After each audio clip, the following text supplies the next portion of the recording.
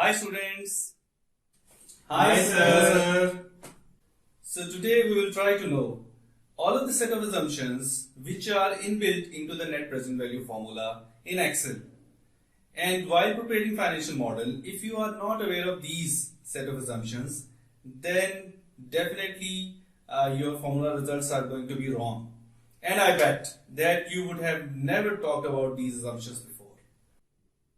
So let me first ask you different questions and see whether you know answers to all of these or not.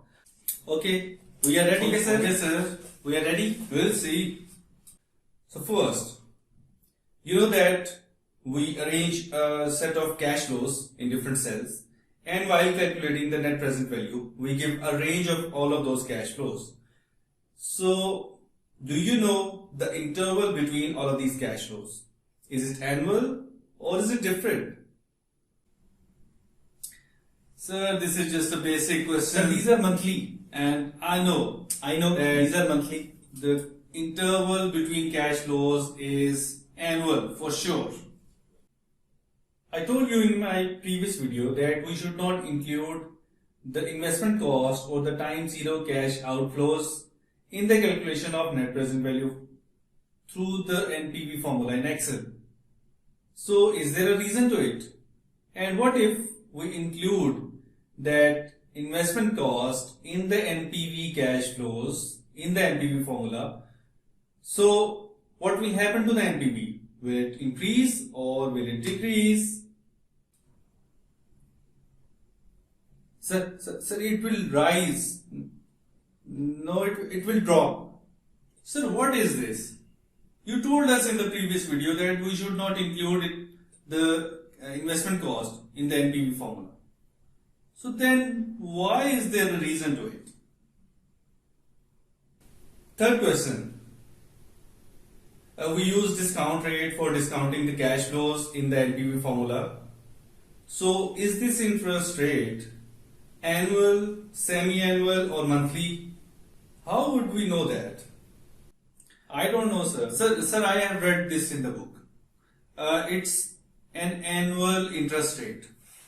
It is annual in all the questions. So what if I include blank cells within range of the cash flows?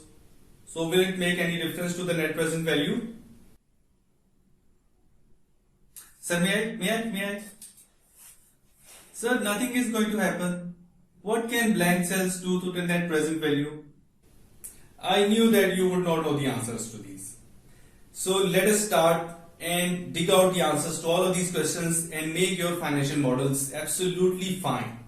But first, don't forget to subscribe to SHK Excel World. So guys, this exercise is going to be very interesting because in my student life, I also never thought of net present value calculations from this perspective. So the first question we asked was whether these cash flows are annual or different.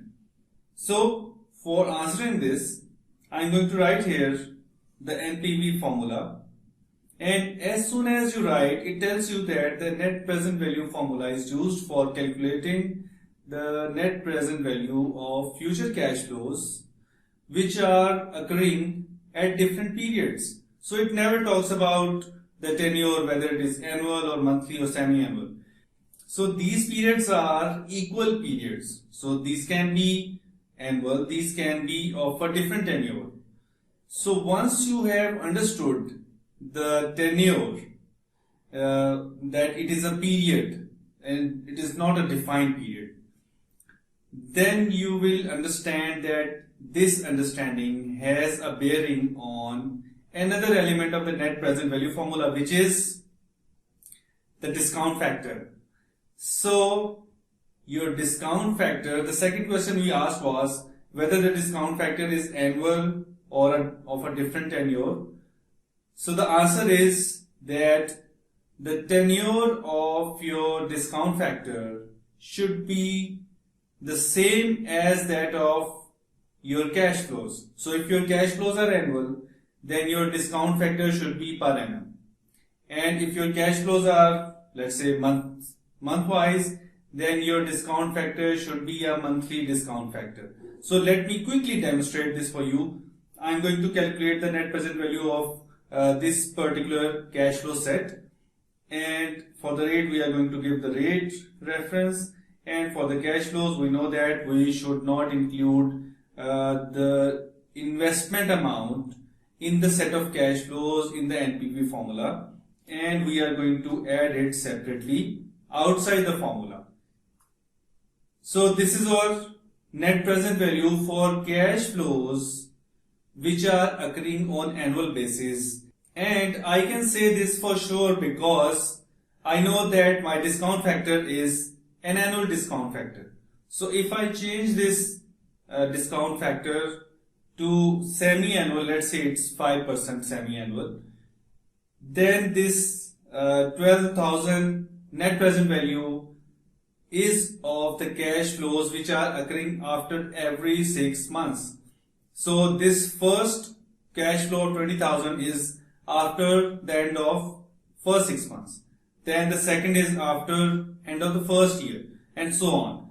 And if the discount factor is 2% on monthly basis, then your cash flows should be on a monthly basis.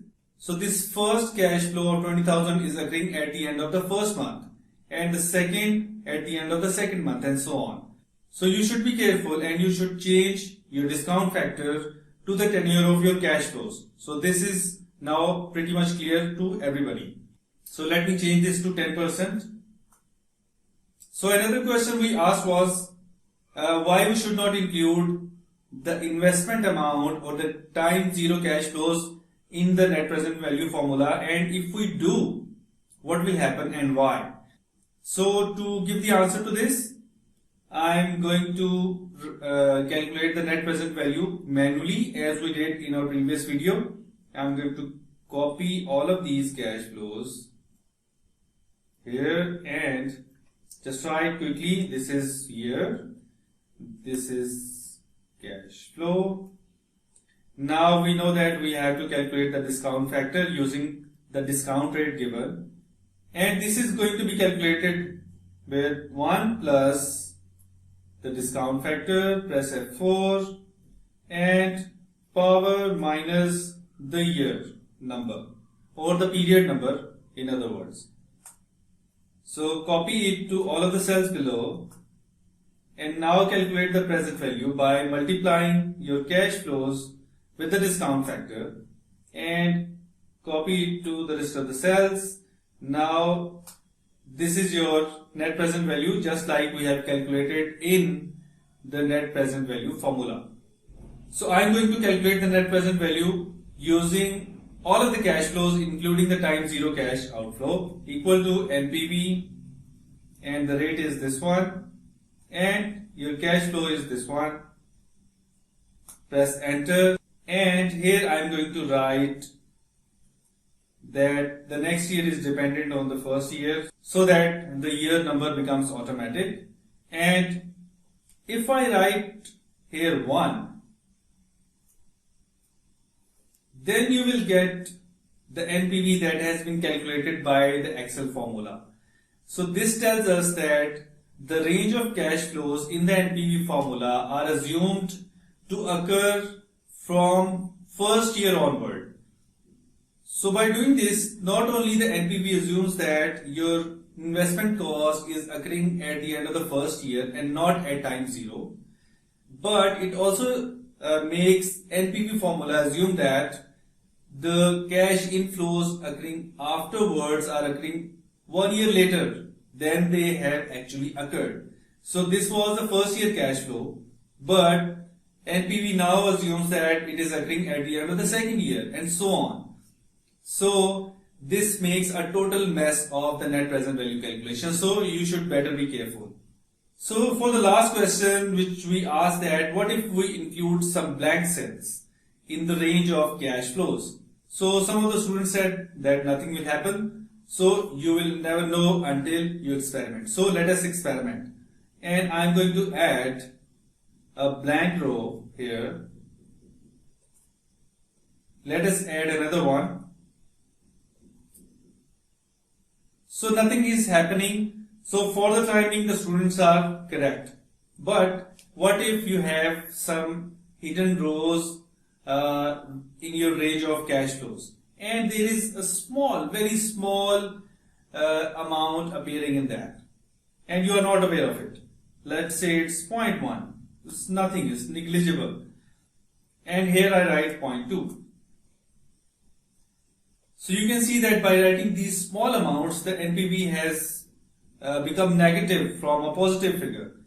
So why this is happening is that NPV is now assuming that these small amounts are cash inflows at the end of the third year, and then this one at the end of the fourth year, and these two cash flows are at the end of fifth year and sixth year. And I can quickly demonstrate this for you guys, that we are going to calculate the discount factor. First we are going to write the years.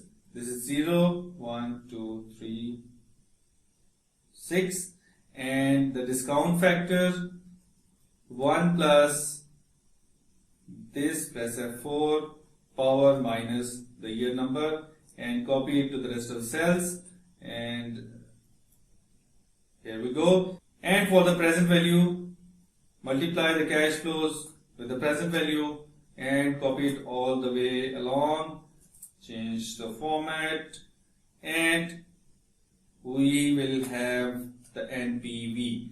So now you see that small, very small things can destroy your investment appraisal and can lead you to a totally wrong decision. So these were the things which I bet you would have never thought of, or you would have maybe never encountered. So do not forget to subscribe to SHK Excel World and keep watching these very interesting videos. See you in the next video. Bye bye.